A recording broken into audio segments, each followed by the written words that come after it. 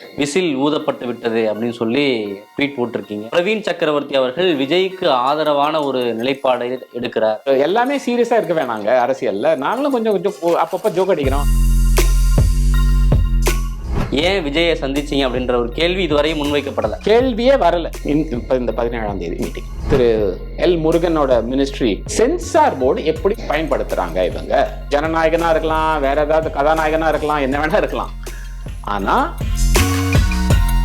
கடன் சார்ந்து நீங்க பதிவிட்ட ஒரு ட்வீட் இருக்கு இல்லையா, அது வந்து உத்தரப்பிரதேசத்தோட கம்பேர் பண்ணது. இதெல்லாம் இவ்வளவு சர்ச்சை ஆனதுக்கு அப்புறம் அவங்க எல்லாம் வந்து எங்கிட்ட வந்து கேட்ட கேள்வி, சார் இந்த கடனுக்கெல்லாம் வட்டி வேற கட்டணுமா சார் அப்படின்னு கேட்டாங்க. ஸோ இதுல என்ன தெரியுது, இந்த தமிழ்நாட்டின் கடன் உலகத்திலேயே செய்யற ஐபோன் மொத்தத்திலையும் 30% ஐபோன் இங்க காஞ்சிபுரம்ல செய்யறாங்க. கடனை பத்தி பேசுறது பிரச்சனையா இல்ல தமிழ்நாட்டின் கடனை பத்தி பேசுறது பிரச்சனையா? இந்த 5 ஆண்டுகள் திமுக ஆட்சி எப்படி இருக்கு? ஒரே நாடு ஒரே ரேஷன் போட்டீங்கன்னா கொடுப்போம், இல்லாட்டி கொடுக்க மாட்டேன், நீட்டு போட்டீங்கன்னா கொடுப்பேன், இல்லாட்டி கொடுக்க மாட்டேன் அப்படின்லாம் சொல்லி அதெல்லாம் மீறி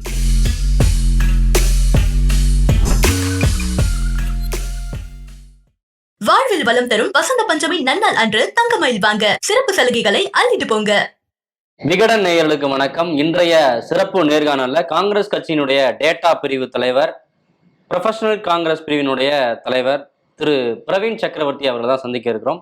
அவர்கிட்ட கேட்கறதுக்கு பல்வேறு கேள்விகள் இருக்குன்னா வாருங்கள் உடனே கேட்கலாம். சார் வணக்கம். வணக்கம். எப்படி இருக்கீங்க சார்? நல்லா இருக்கேன், நீங்க எப்படி இருக்கீங்க? நல்லா இருக்கேன் சார். கடந்த சில மாதங்களா பிரவீன் சக்கரவர்த்தி தான் ஹாட் டாபிக்கா இருக்காரு.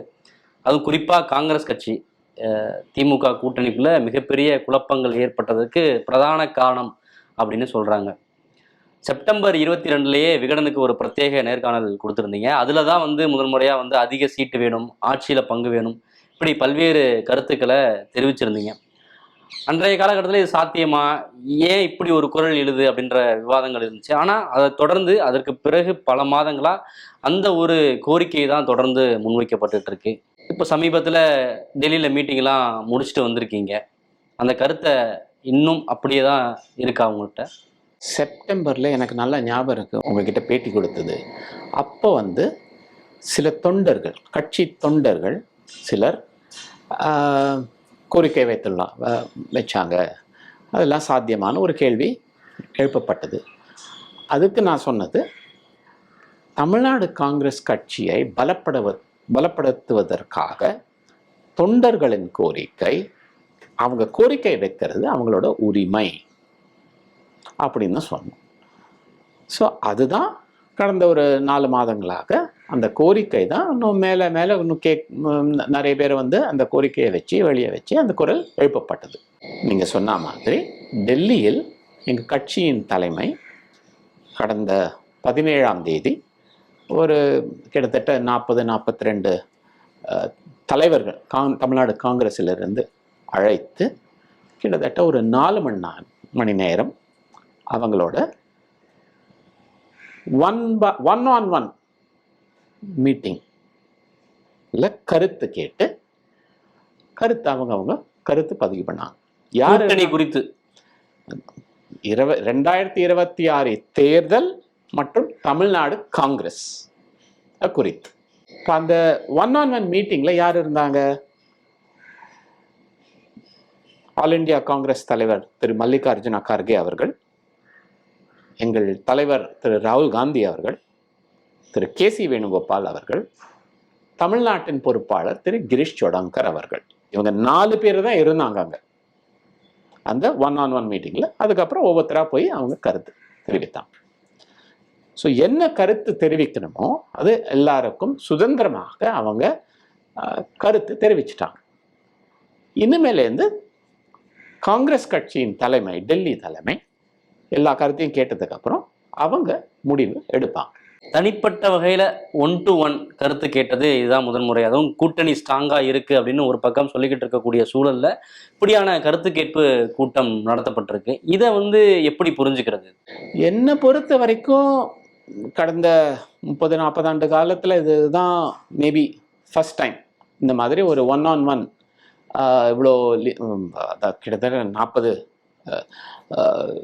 தலைவர்களை கிட்ட கருத்து கேட்டு 4 மணி நேரம் உட்காந்து எல்லார்கிட்டையும் கருத்து கேட்டது. இதுதான் மேபி ஃபர்ஸ்ட் டைம் இருக்கலாம். அது ஏன்னா அதாவது ஒரு டவுட் இருந்துச்சு. இந்த மாதிரி கூட்டத்தில் தலைவர்கள்லாம் கொஞ்சம் வெளிப்படையாக உண்மையான அவங்க என்ன, அவங்களோட சிந்தனை என்ன, அவங்களோட கருத்து என்னன்னு வெளியே சொல்லுவாங்களா?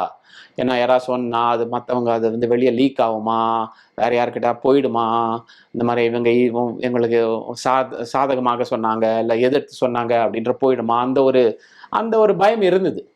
ஸோ அதனால் 1-on-1 கருத்து கொஞ்சம் ஃப்ரீயாக என்ன அவங்க கருத்து என்ன இருக்கோ அது தெரிவிக்கிறதுக்காக 1-on-1 வச்சாங்க. ஸ்டில் இன்னும் காங்கிரஸ் தலைமை இந்த பரிசீலனையில் இருக்கு அப்படிங்கிறத இதை காட்டுதா இந்த கூட்டம், இந்த ஆலோசனை கூட்டம்? திரு KC வேணுகோபால் அவர்கள் எங்கள் பொறுப்பாளர், அனைத்து இந்திய பொறுப்பாளர், அவர் வந்து ஒரு ப்ரெஸ்ஸில் இது கொடுத்தாரு. மீட்டிங்க்கு அப்புறம் ரொம்ப தெளிவாக சொன்னார்.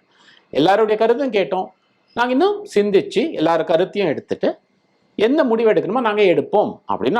அதே தெரியுது இல்லையா? அதுலேருந்தே தெரியுது உங்களுக்கு உங்கள் கேள்விக்கு பதில். இன்னொரு பக்கம் கூட்டணி குறித்து பேச வேணாம் அப்படின்னு சொல்லிட்டாங்க. நீங்கள் வந்து விசில் ஊதப்பட்டு விட்டது அப்படின்னு சொல்லி ட்வீட் போட்டிருக்கீங்க. மறுபடியும் ஒரு சர்ச்சை, கூட்டணிக்குள் குழப்பம் அப்படின்னு செய்தி வெளியாகிருக்கு. இதை எப்படி புரிஞ்சுக்கிறது? தொடர்ந்து பிரவீன் சக்கரவர்த்தி அவர்கள் விஜய்க்கு ஆதரவான ஒரு நிலைப்பாடை எடுக்கிறார் அப்படின்ற ஒரு கருத்து முன்வைக்கப்படுது. என்னங்க, நான் போட்ட மெசேஜ் இங்கிலீஷில் போட்டேன். என்ன ஒரு ஜோக்கா ஒரு கட்சிக்கு சிம்பிள் விசில் அப்படின்னு ஒன்று அலாட் செய்யப்பட்டது. எலெக்ஷன் விசில் இஸ் ப்ளோன் அப்படின்னு நான் இங்கிலீஷில் அது ஒரு சர்காஸ்டிக்காக ஒரு இது போட்டேன். நான் ஒரு ஹியூமரஸாக அந்த விசில்ன்ற வேர்டை பயன்படுத்தி அதை யூஸ் பண்ணி போட்டேன். All parties ready set go, அவ்வளோதான் நான் சொன்னேன். இதில் என்ன விசில குறிப்பிட்டதானங்க? அதுதான் நியூஸ், அதுதான் அன்னைக்கு நியூஸ். அதனால விசில் அப்படின்னா பட் அந்த விசில் அதாவது அதுக்கு நிறைய மீனிங் இருக்கு. So the election whistle is blown அப்படின்னா நான் எலெக்ஷன் விசில் தான் சொன்னேன். நீங்கள் அதை எப்படி வேணாலும் சொல்லலாம். இன்னொரு பக்கம் திருச்சி வேலுச்சாமி அவர்கள் ஜனநாயக பொங்கல் அப்படின்னு கொண்டாடுறாரு. நீங்கள் விசில் அப்படின்னு மையப்படுத்தி போடும்போது அது எல்லாமே இயல்பாக புரியுது இல்லை? நீங்கள் அதுக்கு என்ன விதமான காரணங்கள் வேணால் வெளியில் சொல்லலாம். பட் ஆனால் உள்நோக்கம் வந்து விஜய் அவர்களை மையப்படுத்தியதாக தானே இருக்குது. இல்லைங்க, இதெல்லாம் நீங்களே ஏதோ உங்கள் ஊடகத்துக்கு ஏதாவது ஒரு நியூஸ் வரணும், தினம் ஒரு ஹெட்லைன்ஸ் போடணும், ஒரு போஸ்டர் போடணுன்றதுக்காக நீங்களே செய்யறது. இதெல்லாம் கொஞ்சம் ஒரு ஜோக்கும் இதுவும் எல்லாமே சீரியஸாக இருக்க வேணாங்க அரசியலில். நாங்களும் கொஞ்சம் அப்பப்போ ஜோக் அடிக்கிறோம். அதில் ஒன்றும் என்ன பிரச்சனை? அதில் இது நகைச்சுவையாக தான் போட்டீங்க அப்படின்னு எடுத்துக்கணும். ஒரு ஹியூமரஸாக போட்டேன், அவ்வளோதானே. விசில் ஒரு ஹியூமரஸாக போட்டேன். அப்புறம் இதில் ஒன்று சொன்னதில் ஒன்றும் தப்பே கிடையாது. அப்புறம் என்ன சார், தொடர்ந்து உங்ககிட்ட முன்வைக்கப்படக்கூடிய கேள்வி, நீங்கள் ஏன் விஜய் அவர்களை சந்திச்சிங்க, அந்த சந்திப்பின் போது என்ன நடந்தது அப்படின்றது. நீங்கள் தனிப்பட்ட வகையில் சந்திச்சேன்னு பல்வேறு செய்தியாளர் சந்திப்பில் சொல்லியிருக்கீங்க. அந்த சந்திப்பு தொடர்பாக டெல்லியிலையும் உங்கள்கிட்ட கேள்வி எழுப்பப்பட்டுச்சு. குறிப்பாக ஏன் நீங்கள் தனிப்பட்ட வகையில் சந்திச்சிங்க, இதனால் கூட்டணிக்குள்ள குழப்பம் ஏற்பட்டிருக்கு அப்படின்ற ஒரு காரசாரமான ஒரு விவாதம் நடந்ததாகவும் ஒரு தகவல் வெளியாயிருக்கு. அது உண்மையா? என்ன நடந்தது? இல்லவே இல்லை. இது பற்றி ஒரு வார்த்தை கூட கேட்கல தலைவர், எந்த தலைவரும் என்ன என்கிட்ட. ராகுல் காந்தி அவர்களாக இருக்கட்டும், மல்லிகார்ஜுன கார்கே, யாருமே கேட்கல. ஏன் விஜயை சந்திச்சிங்க அப்படின்ற ஒரு கேள்வி இதுவரையும் முன்வைக்கப்படலை. கேள்வியே வரல, இந்த கேள்வியே கேட்கப்படல என்கிட்ட. இந்த 17ஆம் தேதி மீட்டிங். அப்படின்னா அவங்களுடைய சம்மதத்தோட தான் நீங்கள் விஜய் அவர்களை சந்திச்சிங்க அப்படின்னு எடுத்துக்கலாமா? இது பாருங்க, நான் ஒரு நம்ம நாட்டுக்கு 1947 சுதந்திரம் கிடைச்சிச்சு இல்லையா? அந்த காங்கிரஸ் கட்சி தான் வாங்கி கொடுத்துச்சு. யாரை வேணா சந்திக்கலாம், நீங்களும் சந்திக்கலாம், யாரை வேணா. நான் டெல்லியில் பல பேரை சந்திக்கிறேன். அதே மாதிரி யாருமே இப்படி கேள்வி ஒன்று கேட்கறது இல்லையா? ஏன் சந்திச்சீங்க, எதுக்கு சந்திச்சீங்க, என்ன பேசுனீங்க? நீங்க இன்னும் காங்கிரஸ் கட்சியோட ஒரு கல்ச்சர் இன்னும் யாருக்கும் புரியலைங்க தமிழ்நாட்டில். நாங்கள் ஒரு காங்கிரஸ் கட்சியில் ஒரு பேச்சுரிமையும் ஒரு ஃப்ரீடமும் ஒரு கருத்து வேறுபாடுக்கும் எல்லாத்துக்கும் இடம் உண்டு. நாங்கள் ஒரு லிபரல் பார்ட்டி. இந்திய மக்களுக்கே பேச்சுரிமையும் சுதந்திரமும் வாங்கி கொடுத்த கட்சி இது காங்கிரஸ் கட்சி. இங்க காங்கிரஸ் கட்சி தலைவர்களுக்கும் தொண்டர்களுக்கும் அந்த உரிமை இருக்காதா? விஜய் அவர்களுக்கு கூடுற கூட்டம் அரசியல் ரீதியாக தான் வருது, அவருக்கான ஆதரவு பெருகிக்கிட்டே இருக்கு அப்படின்னு சொன்னீங்க. இது கரூர் சம்பவத்துக்கு முன்னாடி நீங்க கொடுத்த பேட்டி. கரூர் சம்பவத்துக்கு பிறகு அரசியல் சூழல் தாவேக்காவிலே நிறைய பிரச்சனைகளை எதிர்கொண்டுட்டு இருக்காங்க. இப்போ நீங்க அந்த பொலிட்டிக்கல் பார்ட்டியை டிவிகேவை விஜய் அவர்களுடைய செயல்பாடை எப்படி பாக்குறீங்க? அதாவது செப்டம்பர் 4 மாசத்துக்கு முன்னாடி நான் சொன்னது என்னன்னா, அப்போ நீங்க என்ன சூழ்நிலை, யார் எல்லாரும் என்ன கேட்டுட்டு இருந்தாங்க, இது வெறும் இவங்கெல்லாம் வெறும் ரசிகர்களா, வாக்கா மாறுமா அப்படின்னு கேட்டிருந்தாங்க அவளோட கட்சியை பத்தி. அப்போ நான் சொன்னது, என்னோட ஆராய்ச்சிப்படி என்னோட கருத்து, அது வெறும் ரசிகர்கள் இல்லை, நிச்சயமா வாக்காளர்கள் தான் அப்படின்னு நான் சொன்னேன். இப்போ 4 மாசத்துக்கு அப்புறம் எல்லாரும் அதை ஒத்துக்கிறாங்களா இல்லையா? இது வந்து ரகசியமே கிடையாது. திரு விஜயின் கட்சி தாவேகா ஒரு அரசியல் கட்சி, ஒரு ஒரு ஒரு அரசியல் சக்தி தான் இங்க தமிழ்நாட்டில், எல்லாருமே ஒத்துக்கிறாங்க. இது ஒன்றும் ரகசியம் கிடையாது. அப்போ நான் சொன்னது சரி வந்ததா இல்லையா? சரிதானே வந்தது. இப்போ அவங்களுக்கு பல தடங்கங்கள் இருக்கலாம். அது ஆனா எங்களுடைய இதுபடி இன்னும் அவங்க ஒரு ஒரு அரசியல் சக்தியாக தான் இன்னும் இருக்காங்க. அதே அளவுக்கு சக்தியா இருக்காங்களா, இல்ல வளர்ந்துகிட்டே வர்றாங்களா? இல்ல அதே அளவுக்கா வளர்ந்துட்டாங்களா, இல்ல குறைந்துட்டு இருச்சா, அது எனக்கு இப்போதைக்கு நான் இப்போ ஒன்றும் ஒரு ஆராய்ச்சி ஒன்றும் செய்யலை, சர்வே ஒன்றும் எடுக்கல, அதை பத்தி எனக்கு தெரியாது. ஆனா ஒரு சக்தியா, ஒரு 3வது சக்தியா அப்படின்னு கேட்டாங்கன்னா நிச்சயமா சக்தி. ஏன்னா ஒரு குறிப்பிட்ட காலத்துக்கு அவங்க அமைதியா இருக்கிறாங்க. ஏன்னா கரூர் சம்பவம் நடந்ததுக்கு பிறகு ஒரு மாதம் அமைதியா இருந்தாங்க. இந்த சிபிஐ விசாரணை இப்ப போனது, இப்ப இந்த ஜனநாயக விவகாரம், இப்பவும் அமைதியா இருக்காங்க.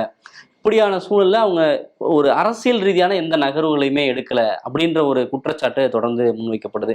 இது அவருடைய பொலிட்டிக்கல் கேரியருக்கே வந்து நல்லதில்லை, வந்து தொடர்ந்து வந்து அரசியல் செயல்பாடுகள்ல இருக்கணும் அப்படின்னு சொல்லப்படுது. அதையெல்லாம் முன் வச்சு இந்த கேள்வி கேட்குறாங்க. இல்ல அது கரெக்ட் தான், அதை நான் ஒத்துக்கிறேன். அதாவது ஒரு அரசியல் கட்சினா ஒரு தேர்தலுக்கு முன்னாடி ஏதாவது ஒரு அரசியல் ஆக்டிவிட்டியும் ஒரு அரசியல் இதுவும் செஞ்சுட்டே இருக்கணும். அது அப்படியே ரொம்ப கொஞ்சம் குவைட் ஆயிடுச்சு, கொஞ்சம் அப்படியே இதாயிடுச்சு அப்படின்றது அது ஒரு ஃபேக்ட் தான். அது வந்து நல்லது இல்லைன்றதும் ஃபேக்ட் தான். ஆனா எவ்வளவு தூரத்துக்கு அவங்களோட செல்வாக்கை அது பாதிக்கப்பட்டுள்ளது, அவங்க இன்னும் வளர்ந்துட்டு இருக்காங்களா, இல்லை நின்றுட்டாங்களா, இல்லை குறைந்துட்டு இருக்கா அவங்களோட இது சப்போர்ட்டு, அது எனக்கு தெரியாது. ஆனா சொல்றது நீங்க கேட்குற கேள்வி கரெக்ட் தான். ஸ்டில் வந்து தாவேகா காங்கிரஸுடைய கூட்டணி அமையறதுக்கான வாய்ப்புகள் இருக்குன்னு ஒரு பக்கம் சொல்லப்பட்டு இருக்கு. இன்னும் அதற்கான சாத்தியங்கள் இருக்கு அப்படின்னு நீங்க நினைக்கிறீங்களா? கூட்டணி பத்தி காங்கிரஸ் கட்சியின் தலைமை முடிவெடுக்கும். அதுக்கு மேல எதுவும் சொல்ல விரும்பவில்லை. அதுக்காக தேவையானது நீங்க சொன்ன மாதிரி 17ஆம் தேதி டெல்லியில் போய் எல்லாரும் கருத்து வைத்தோம், அவங்களும் கேட்டுருக்காங்க. இனிமேலேருந்து அவங்க கிட்ட தான் இருக்கு, அவங்க தான் முடிவெடுப்பாங்க. ஸோ அதுக்கு மேலே எதுவும் சொல்றதுக்கு இல்லை. கூட்டணி குறித்த முடிவு அப்படிங்கிறது தலைமை எடுக்கும் அப்படிங்கிறது புரிஞ்சுக்க முடியுது. இந்த கூட்டணி தொடர்பா நம்மளுடைய எழுப்பப்பட்ட கேள்விக்கு காங்கிரஸ் திமுக கூட்டணி ரொம்ப வலுவா இருக்கு அப்படின்ற ஒரு கருத்து முன்வைக்கப்பட்டு இருந்துச்சு. ஆனா நீங்க இப்படியான கருத்துக்களை முன்வைக்கும் போது தொடர்ந்து இந்த 2-3 மாதங்கள் குறிப்பா பார்த்தோன்னா இந்த கூட்டணிக்குள்ள ஒரு சலசலப்பு ஏற்பட்டுருந்துச்சு.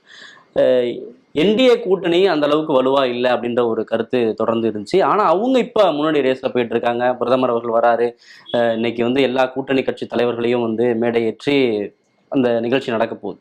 இப்படியான சூழல்ல இந்த கூட்டணியில ஒரு பின்னடைவு, இதற்கெல்லாம் காரணம் நீங்க வச்ச விமர்சனங்களும் செய்திகளும் தான், அப்படி எடுத்துக்கலாமா? ஃபர்ஸ்ட் என்டிஏ கூட்டணி என்னங்க, ஒரு 4 பேர் ஒரு 10 பேர் சேர்ந்து ஒரு மேடையில் கையை தூக்கிட்டாங்கன்னா அது பெரிய ஒரு அது அப்படியே தேர்தலே ஜெயிச்சிட்டாங்களா? அதெல்லாம் ஒன்றும் கிடையாது. இது கேமராக்கு முன்னாடி கை தூக்கிறதுல ஒன்றும் பெரிய விஷயம் கிடையாது. அது மக்கள் எல்லாம் புரிஞ்சுக்கிறாங்க. எங்க மாநில தலைவர் சொன்ன மாதிரி அது வந்து அன்நேச்சுரல் அலையன்ஸ் அப்படின்னாரு, இயற்கைக்கே எதிர்பார்ந்தது அப்படின்னாரு. அது கரெக்ட் தான். அது ஏதோ 10 பேர் சேர்ந்து அப்படி அதை மக்களே புரிஞ்சுக்கிறாங்க. இது வந்து ஒரு ரொம்ப அவசரமா பண்ண சமையல் அப்படின்னு புரிஞ்சுக்கிறாங்க மக்கள். ஸோ அதெல்லாம் நான் பெருசாக ரொம்ப ஒன்று எடுத்துக்கல. அவர் பிரதமர் வரலாம், அவர் எவ்வளோ முறை வேணா வரலாம், ஆனால் அவங்களுக்கு ஒன்றும் இங்கே எடுபடாது. அதுதான் உண்மை. எங்க கூட்டணியை பொறுத்த வரைக்கும் நான் சொன்ன மாதிரி கருத்துகள் இருக்கு கட்சிக்குள்ள. தமிழ்நாடு காங்கிரஸ் கட்சி எப்படி பலப்படுத்துவது, தேர்தலுக்கு எது நல்லது அப்படின்ற நிறைய கருத்துக்கள் இருக்கு. காங்கிரஸ் கட்சியில் எல்லோருக்கும் அந்த உரிமை உண்டு, சுதந்திரம் உண்டு, அதெல்லாம் தெரிவித்துள்ளார். இனிமேலேருந்து முடிவு தலைமை எடுக்கும். இப்பவும் இங்க ஏன் விஜய் வர்றாரு அப்படின்னா, விஜய் அவர்கள் தான் வந்து ஆட்சியிலும் பங்கு அதிகாரத்திலும் பங்கு அப்படின்ற ஒரு ஸ்டேட்மெண்ட்டை அவருடைய மாநாடுல சொல்றாரு. அதன் பிறகுதான் நீங்க இப்படியான ஒரு கருத்தை முன்வைக்கிறீங்க. ஆரம்பத்துல விசிகா கூட வந்து ஆட்சியில் பங்கு அதிகாரத்தில் பங்கு அப்படின்ற ஒரு கருத்தை முன் வச்சாங்க. அதை நம்ம தொடர்ந்து எழுப்பிக்கிட்டே இருந்தோம்னா கூட்டணியில வந்து குழப்பம் ஏற்படும். இது வந்து பாஜகவுக்கு என்டிஏ கூட்டணிக்கு சாதகமான ஒரு சூழலை உருவாக்கும் அப்படின்ற ஒரு அடிப்படையில அவங்க வந்து அதை ஸ்லோ டவுன் பண்ணிட்டாங்க. ஆனா காங்கிரஸ் கட்சி அதை தொடர்ந்து வலுவா சொல்லிக்கிட்டே இருக்கிறதோட பின்னணி என்ன அப்படிங்கறதான் கேட்கிறேன். அது வந்து உங்க கூட்டணிக்கு ஒரு பலவீனத்தை ஏற்படுத்தாதா? இல்லை, ஏற்படுத்தாது. காங்கிரஸ் கட்சிக்கு அதிக சீட்டு கொடுத்தா எத்தனை இடங்கள்ல அவங்களால ஜெயிக்க முடியும்? அவங்களுக்கு அந்த ஸ்டஃப் இருக்கா, வலிமை இருக்கா, அவங்களுக்கான செல்வாக்கு இருக்கா அப்படின்ற ஒரு கேள்வி தொடர்ந்து முன்வைக்கப்படுது. அதற்கு உங்களுடைய கருத்து என்ன? இல்லை, அதெல்லாம் சரியான கேள்விதான். எல்லாரும் எவ்வளவு சீட்டு இல்லை ஜெயிக்க முடியும், ஒவ்வொரு கட்சியும் அதை சிந்திக்க வேண்டிய இதுதான் அது. அதுக்கும் காங்கிரஸ் கட்சியோட நம்பிக்கை இவ்வளவு சீட்ல ஜெயிப்போம் அப்படின்ற அது அந்த நம்பர் என்ன வேணா இருக்கலாம். ஆனா தோக்குற சீட்டு வேணும் அப்படின்னு யாருமே எந்த கட்சியும் கேட்காது. ஸோ அது புரியுது. அது ஒன்றும் அவ்வளோ புரியாமலாம் இல்லை காங்கிரஸ் கட்சியில், அந்த புரிதல் நிச்சயமா இருக்கு. ஸோ நீங்க அப்படி அவ்வளோ இதெல்லாம் லேஸ்ல இட போடக்கூடாது. சரி, இப்படியான கருத்துக்களை நீங்க சொல்லிக்கிட்டே இருக்கிறது மூலமா பிரவீன் சக்கரவர்த்தி யாரு? இவ்வளோ நாள் அவர் கட்சியை வளர்க்கறதுக்கு என்ன பணி செஞ்சாரு? இப்போ திடீர்னு வந்து குதிச்சு ஆட்சியில் பங்கு வேணும், அதிகாரத்தில் பங்கு வேணும் அப்படின்ற ஒரு கேள்வி எழுப்புறாரு அப்படின்னு உங்க கட்சியிலே சில பேர் வந்து கேட்கறத பார்க்க முடியுது. அந்த கருத்துக்கு உங்களுடைய பதில் என்ன? இப்போ நீங்க வந்து மேல ஆல் இண்டியாவில் ஏஐசிசியில் போய் கேட்கணும். அது என்ன என் பொறுப்பு வந்து ஆல் இண்டியா பொறுப்பு. ஸோ அது ஏஐசிசியில் அந்த கேள்வியை கேளுங்க. சார், இப்போ ஜனநாயகன் விவகாரத்துக்கு வரலாம். ஜனநாயகனுக்கு ஆதரவா காங்கிரஸ் கட்சியில பல பேர் வந்து குரல் கொடுத்துருக்காங்க. குறிப்பா ராகுல் காந்தி அவர்களே ட்வீட் போட்டிருக்காரு. ஆனா விஜய் அவர்கள் வந்து இதற்காக குரல் கொடுக்கவே இல்லை அப்படிங்கிற ஒரு விஷயத்த பார்க்க முடியுது. இதை நீங்க எப்படி பாக்குறீங்க? ஜனநாயகனோ ஒரு தனிப்பட்ட ஆக்டரோ நிபுணரோ அவருக்காக செஞ்சது கிடையாது. இது வந்து ஒரு நம்ம நாட்டில் இன்ஸ்டிடியூஷன்ஸ் அப்படின்னு இங்கிலீஷில், அதாவது ஒவ்வொரு இன்ஸ்டிடியூஷனும் தனிப்பட்ட முறையில் செயல்பட வேண்டும். ஸோ இது வந்து ஏன் எந்த அடிப்படையில் இந்த ஒரு படத்துக்கு மட்டும், அது ஒரு பொங்கல் ரிலீஸ் அப்படின்னா தமிழ்நாட்டில் அது ஒரு பெரிய கலாச்சாரம். மற்ற பொங்கல் ரிலீஸ், தீபாவளி ரிலீஸ்ன்னு நம்ம எல்லாருக்குமே தெரியும். அது ஏன் இந்த ஒரு படத்துக்கு மட்டும் திடீர்னு இந்த சென்சார் போர்டு திரு எல் முருகனோட மினிஸ்ட்ரி, இன்ஃபர்மேஷன் ப்ராட்காஸ்டிங் மினிஸ்ட்ரியில் இருக்கிற சென்சார் போர்டு திடீர்னு ஒரு படத்துக்கு மட்டும் ஏன் சர்டிஃபிகேட் கொடுக்கல, ஏன் அதை தடுத்தாங்க அப்படின்ற கேள்வி. ஸோ சென்சார் போர்டு எப்படி பயன்படுத்துறாங்க இவங்க அப்படின்ற கேள்விதான். அது வந்து யாரோட படமா இருக்கலாம், என்ன படமா இருக்கலாம், படம் பேர் ஜனநாயகனா இருக்கலாம், வேற ஏதாவது கதாநாயகனா இருக்கலாம், என்ன வேணா இருக்கலாம். ஆனா ராகுல் காந்தி கேட்ட கேள்வி இது. அது ஏன் அதனாலதான் 2017 மெர்சலுக்கு இந்த மாதிரி நடந்த போதும் அப்போ அவரு கேள்வி எழுப்பினார்.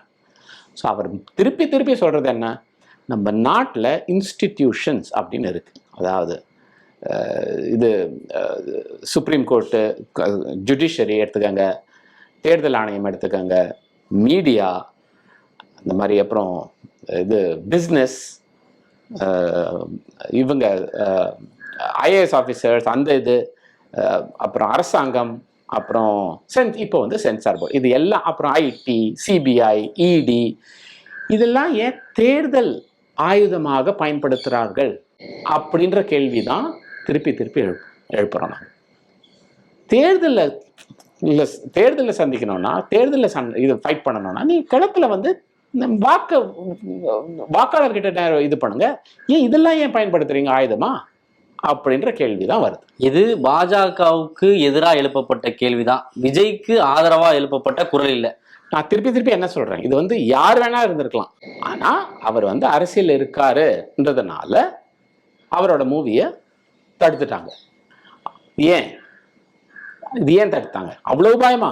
காந்தியே சொல்லியிருக்காரு, அநீதி இழைக்கப்பட்டால் மக்களிடம் சொல் அப்படிங்கிற ஒரு விஷயம் காந்தியோட கொள்கை தான். ஆனா தன்னோட படத்துக்கு இழைக்கப்படுற அநீதிக்கு விஜய் அவர்களே வந்து குரல் கொடுக்கல அப்படின்ற ஒரு விஷயத்த ஒரு காந்தியவாதியா நீங்க எப்படி பாக்குறீங்க?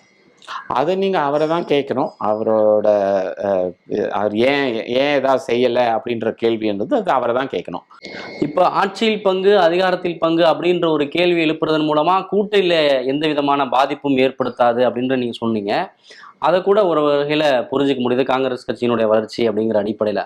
ஆனா கடன் சார்ந்து நீங்க பதிவிட்ட ஒரு ட்வீட் இருக்கு இல்லையா, அது வந்து உத்தரப்பிரதேசத்தோட கம்பேர் பண்ணது, அது பெரிய சர்ச்சையாச்சுல. அது வந்து இங்க இருக்கக்கூடிய ஆளும் கட்சிக்கு ஒரு நெருக்கடியை உருவாக்காதா? இது இந்த பதிவு தவறான ஒரு கண்ணோட்டம் அப்படின்னு உங்க கட்சியிலிருந்தே வந்து பல குரல்கள் இருந்தன. சிதம்பரம் கருத்து தெரிவிச்சிருந்தாங்க, ஜோதிமணி அவர்கள் கருத்து தெரிவிச்சிருந்தாங்க. இதை பத்தி உங்களுடைய கருத்து என்ன? முதல்ல ஒன்று சொல்லணும். அதாவது நான் வந்து டென்னிஸ் ஆடுவேங்க.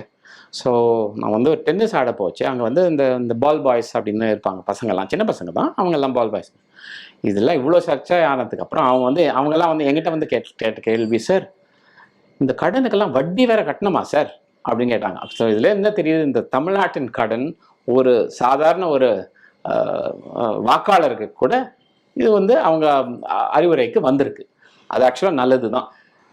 ஆனால் இப்போ நான் வந்து இதை பற்றி சொல்கிறேன். பாருங்க, தமிழ்நாட்டின் பொருளாதார வளர்ச்சி எல்லா மாநிலங்களும் விட சிறப்பாக, நாங்கள் வந்து எக்கனாமிக் டேர்ம்ஸில் இதை வந்து இன்க்ளூசிவ் க்ரோத் அப்படின்னும். வெறும் வளர்ச்சி மட்டும் இல்லை, அதாவது இந்த வளர்ச்சி வந்து தாழ்த்தப்பட்ட மக்களும் சிறுபான்மையரும் ஏழை மக்களும் பயனடைந்துள்ளன இந்த வளர்ச்சி மூலமாக. இப்போ நீங்கள் ஐஃபோன் எடுத்துக்காங்க, ஒரு ஐஃபோன் வச்சுருக்கோம் நம்ம. ஐஃபோன் தான் உலகத்திலேயே மிக வேண்டப்பட்ட ப்ராடக்ட். அது உலகத்திலேயே செய்கிற ஐஃபோன் மொத்தத்திலையும் 30% ஐஃபோன் இங்கே காஞ்சிபுரம்ல செய்கிறாங்க. இதெல்லாம் பாராட்டத்தக்க விஷயம், பெருமைக்குரிய விஷயம்.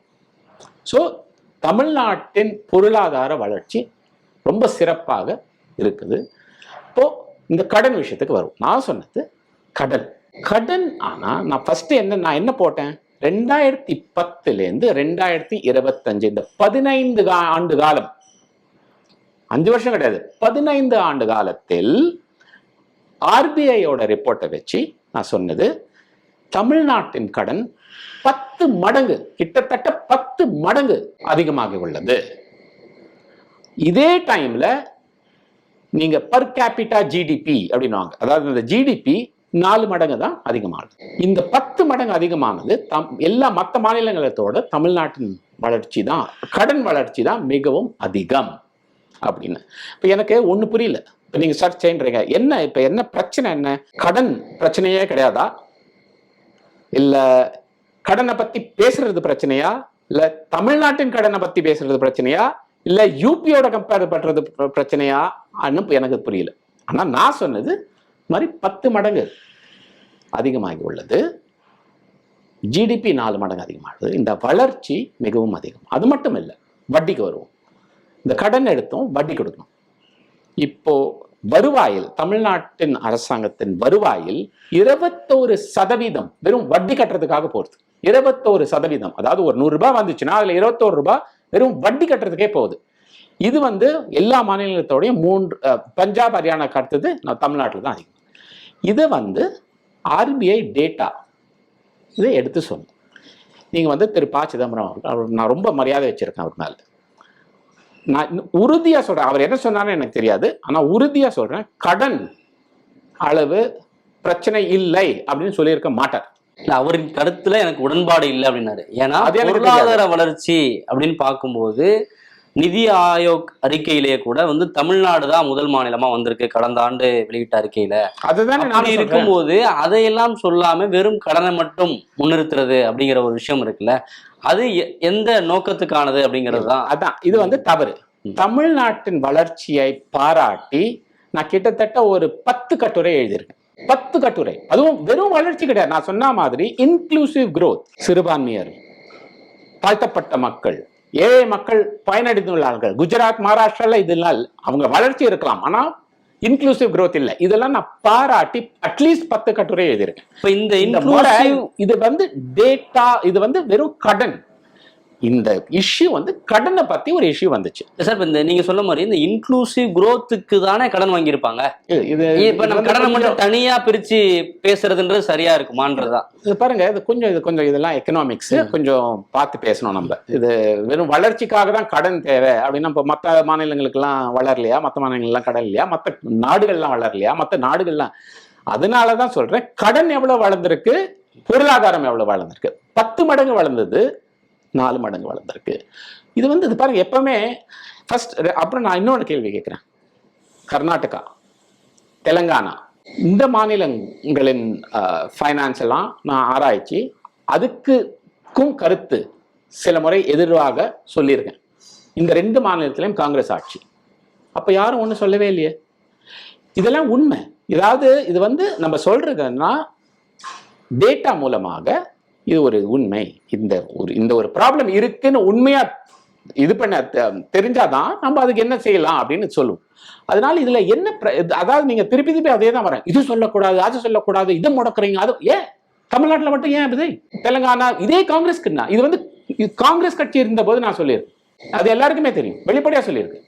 யாருமே கேட்டது இல்லையா? ஐயோ காங்கிரஸ்க்கு எதிராக ஏன் சொல்றீங்க? அதுதான் டிஃபரன்ஸ். லிபரல் பார்ட்டிக்கும் இந்த மற்றவங்க இதுலக்கும் டிஃபரன்ஸ் இதுதான். இல்ல இது வந்து காங்கிரஸ் கட்சியினரே என்ன சொல்றாங்கன்னா வந்து இது நீங்க வந்து ஊபியோட ஒப்பிட்டது தவறு அப்படின்ற ஒரு கருத்து. சரி, அங்க நடக்கிறது ஒரு காட்டாட்சி, அதோட நீங்க எப்படி ஒப்பிட முடியும் அப்படின்னு சொல்றாங்க. கடனை பொறுத்து நான் எதுக்கு தெரியுமா யூபின்னு வச்சேன். யூபி தான் அவ்வளவு மோசம்.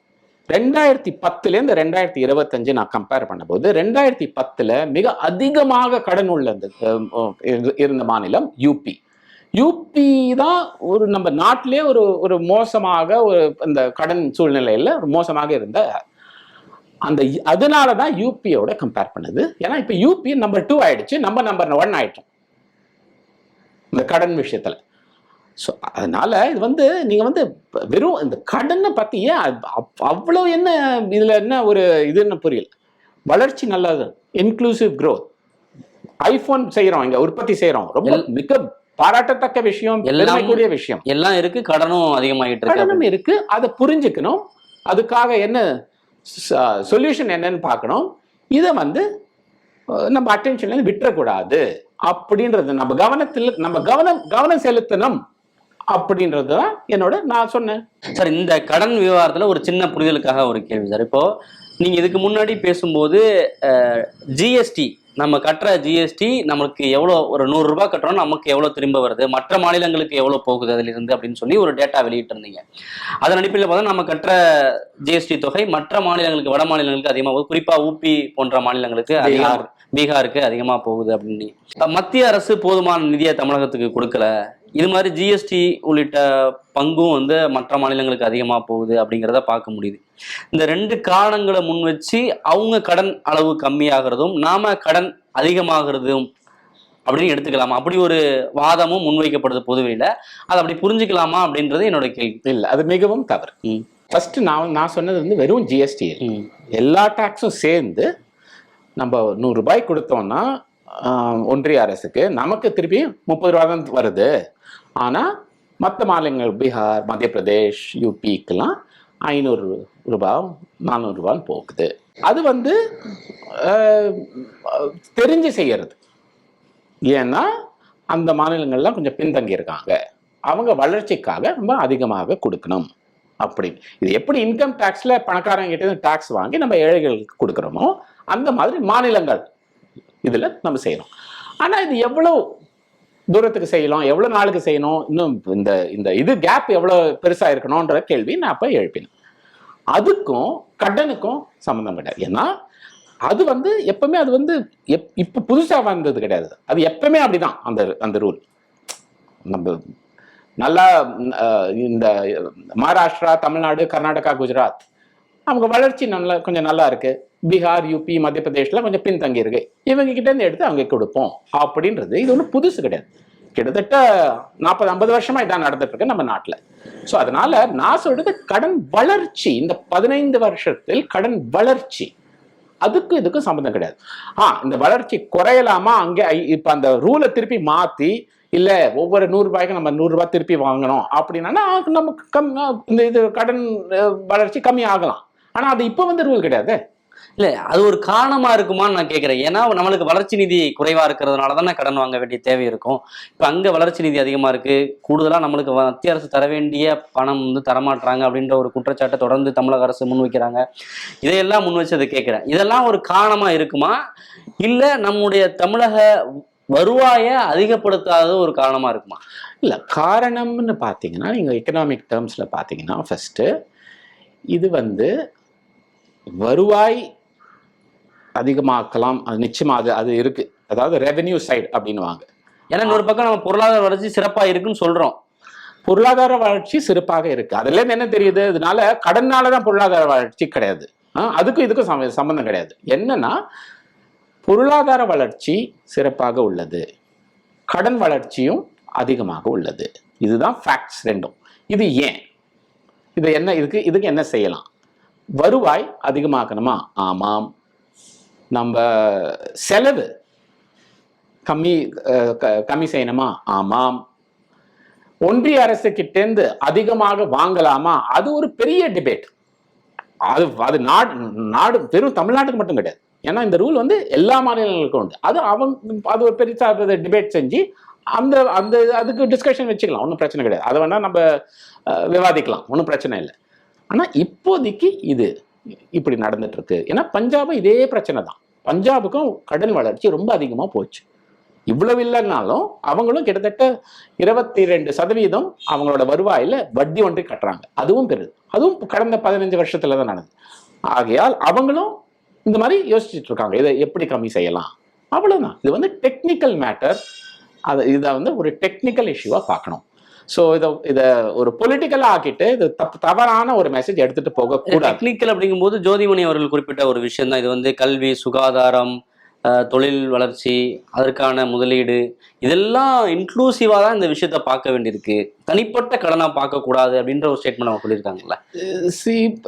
நான் ஜோதிக்கு பதில் சொல்றேன்னு இல்லை. பட் எக்கனாமிக்ஸும் நான் வந்து அசோகா யூனிவர்சிட்டியில ஒரு ப்ரொஃபஸரா இருக்கேன். அந்த இதுல கேட்குறேன், கடன் நல்லதா கெட்டதா? இப்ப இந்த வாதத்தை முன்வைக்கும் போது அமெரிக்காவே கடன் வாங்கி தான் ஆட்சி நடத்திட்டு இருக்காங்க அப்படின்றாங்க. அதனாலதான் சொல்றேன், நம்ம கொஞ்சம் இது வந்து இங்கிலீஷ்ல half knowledge is a dangerous thing அப்படின்னுவாங்க. அதனால இது வந்து ரொம்ப ஜாகிரதையாக பேசணும். அமெரிக்காவோட கடன் சூழ்நிலையும், ஜப்பானின் கடன் சூழ்நிலையும், இந்தியாவின் கடன் சூழ்நிலையும் வேற வேற. அமெரிக்காவுக்கு அவங்க டாலர்ன்ற ஒரு கரன்சி இருக்கு, ரிசர்வ் கரன்சி இருக்கு. அதனால அது பிரச்சனை இல்லை. இப்போ வந்து கடன், திரு ப. சிதம்பரம் அவர்களே நிறைய முறை சொல்லியிருக்காங்க, பேட்டியிலும் சரி பப்ளிக்லும் சரி.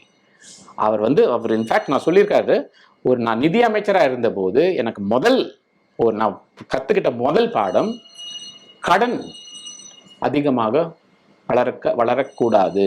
திமுக எதிர்கட்சியா இருக்கும்போது அவங்களுமே சொல்லியிருக்காங்க. அதான். ஸோ இது வந்து யாருமே கடன் நல்லதுன்னு சொல்லி இது வரைக்கும் நான் கேட்டது கிடையாது. அதனாலதான் நான் கேட்கிறேன். இப்ப நான் வந்து ஒரு ஃபேக்ட் மூலமாக ஒரு ஆர்பிஐயோட ரிப்போர்ட், இது பிரவீன் சக்கரவர்த்தி ரிப்போர்ட் கிடையாது, ஆர்பிஐ ரிப்போர்ட்ல இருக்கிறத எடுத்து சொன்னது.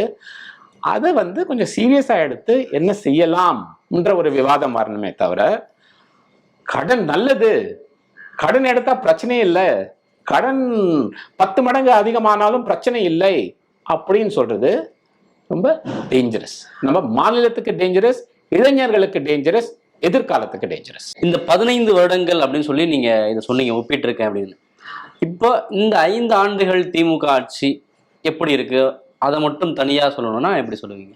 அவங்களுக்கு போடப்பட்ட நிபந்தனைகள், தடக்கங்கள் ஒன்றிய அரசிலிருந்து, இதையெல்லாம் மீறி அவங்க வந்து நம்ம ஃபைனான்ஸ், நம்மளோட பொருளாதார நல்லா கண்ட்ரோல் பண்ணி நம்ம பொருளாதார வளர்ச்சி சிறப்பாக தான் உள்ளது. இவ்வளவு தடங்களுக்கும் மீதி, ஏன்னா இந்த ஒன்றிய அரசு ரொம்பவே அதாவது தடக்கங்கள் போட்டாங்க. அதாவது கொடுக்க வேண்டிய காசு கொடுப்பேன், இல்லை கொடுத்தாலும் உங்களுக்கு வர வேண்டிய காசு, ஆனால் நீங்கள் வந்து இப்படி செஞ்சாதான் கொடுப்போம், அப்படி செஞ்சாதான் கொடுக்க மாட்டேன், ஒரே நாடு ஒரே ரேஷன் போட்டிங்கன்னா கொடுப்போம், இல்லாட்டி கொடுக்க மாட்டேன், நீட்டு போட்டிங்கன்னா கொடுப்பேன், இல்லாட்டி கொடுக்க மாட்டேன் அப்படின்லாம் சொல்லி அதெல்லாம் மீறி இவங்க வந்து ரொம்ப சிறப்பாக தான் இவங்க நம்ம பொருளாதாரத்தை மேனேஜ் பண்ணியிருக்காங்க. ஓகே, அந்த வகையில் திமுக அரசின் மேலே எந்த குற்றச்சாட்டும் இல்லை. இல்லை. புகார்களும் இல்லை. அவங்க அடுத்து நெக்ஸ்ட் என்ன பண்ணணும் அப்படின்ற இதெல்லாம் பண்ணியிருக்கலாம் அப்படின்ற எந்த சஜஷனும் இல்லை. இல்லை, நாங்கள் ஒரு வேளை கூட்டணி ஆட்சியில் இருந்ததுன்னா நாங்களும் அப்பயே அங்கே முள்ளியே சொல்லியிருக்கலாம். கூட்டணி ஆட்சியில இருந்திருந்தா கூட்டணி ஆட்சியில் இருந்திருந்தா கிடைச்சிச்சா பதில்.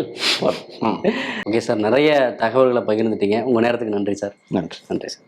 வசந்த பருவத்தை வரவேற்கும் மஞ்சள் திருவிழா தங்கம் வாங்க உகந்த நாளான ஜனவரி 23 வெள்ளிக்கிழமை அன்று உங்கள் அபிமான தங்கமயிலில் வசந்த பஞ்சமி நன்னாள் சிறப்பு சலுகைகள். தங்கம் வாங்க தங்கமயிலுக்கு வாங்க.